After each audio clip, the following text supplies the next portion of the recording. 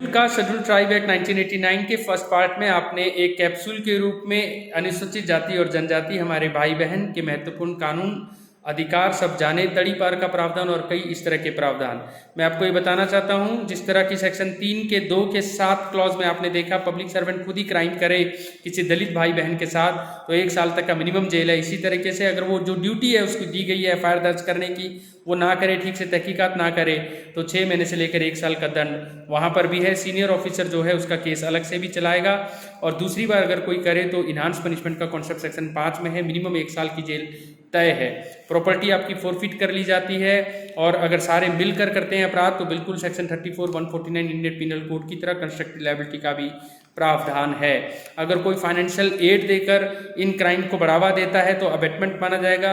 अगर कोई भीड़ भाड़ में कोई क्राइम हुआ है, पहले भी लड़ाई हुई है तो और कोई ज़मीन से आप उसको बेदखल कर रहे हो तो ये माना जाएगा कि आप ये जानबूझ के कर रहे हो क्योंकि वो दलित है, फिर ओनस आपके ऊपर होगा कि आप तोड़ो, नहीं मैं दलित समझ के नहीं कर रहा था। ये सारी स्पेशल प्रिजम्पशन सेक्शन 8 में है ताकि मैंने जिस तरह कोऑर्डिनेशन की बात आपको मेंटल हेल्थ एक्ट में सेक्शन 32 में बताई, सारे ऑफिसर कोऑर्डिनेट करेंगे। यहाँ पर सेक्शन 9 में 9 के सब सेक्शन 2 में शेड्यूल ट्राइब एक्ट 1989 में सारे ऑफिसर्स को एक साथ कोऑर्डिनेट करना है। तड़ी पार की बात मैंने बताई थी और उसकी वायलेशन पे 1 साल की जेल 10 और 13 में इस एक्ट में, यानी कि जिस तरह से अगर आप किसी शेड्यूल्ड एरिया में जाकर अपराध करते हो तो आपको रोक दिया जाएगा कि वहाँ नहीं जाना है। 3 साल तक तड़ी पार किया जा सकता है। आपके फोटोग्राफ खींचे जा सकते हैं और वो लगाए जा सकते हैं। रजिस्टर करने पर 186 भारतीय दंड शाखा में अलग से जेल होगा। इन बातों का भी ध्यान रखें। स्पेशल कोर्ट बनाए गए हैं ताकि 2 महीने के अंदर जो है कोर्ट बन जाए और 2 महीने जिस दिन चालान पेश हुआ वो केस भी खत्म हो जाए।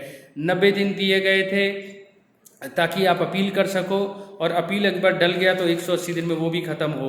3 महीने के अंदर जो है जिस दिन अपील एडमिट हुई वो केस ख़त्म हो जाना चाहिए। तो 2 महीने में ट्रायल और 3 महीने में अपील का प्रावधान है। Special public prosecutor, exclusive public prosecutor, 7 साल के तजुर्बे वाले पब्लिक प्रोसिक्यूटर को बनाए गए हैं। और विक्टिम्स के लिए तो इतना अच्छा एक चैप्टर बनाया गया है, 4A जोड़ा गया 26 जनवरी यानी रिपब्लिक डे के दिन 2016 से ये कानून बन चुका है। यानी कि विक्टिम को बिल्कुल फेयरनेस के साथ उसके स्पेशल नीड को देखते हुए उसको सारथी की तरह बताना है कि बेल का क्या हुआ है, कि उसको बेल मिला कि नहीं मिला, कब केस कहाँ चल रहा है और कब उसको पैरोल मिल रहा है, कन्विक्शन हुई है, कितनी सज़ा हुई है, A to Z उसको आपने बताते रहना है। उसके आने जाने का, मेंटेनेंस का खर्चा, रिहेबिलिटेट करने का खर्चा, अगर उसको ज़मीन से बेदखल कर दिया गया तो रीलोकेट करने का खर्चा, ये सब करना है। स्टेट जो है इसके लिए पीरियोडिकल रिव्यू करती है। कई स्कीम बने हैं जिसके तहत मुआवजा मिलता है, नहीं तो विक्टिम कॉम्पेंसेशन स्कीम या नालसा के स्कीम के तहत भी मुआवजा का प्रावधान है।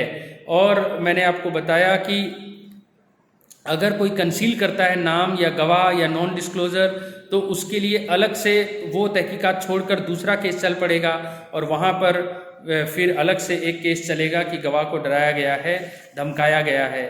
और इस तरीके से मैंने आपको बताया फ्री लीगल एड का अधिकार तो है ही है section 12 legal service authority act में, लेकिन इस एक्ट में बाकायदा सारथी की तरह और NGO के तहत आपको A to Z चीज़ों का ब्रीफ किया जाएगा, शुरू से लेकर एंड तक। आपका खाना पीना रहना इस दौरान सरकार का ही जिम्मेवारी होगी।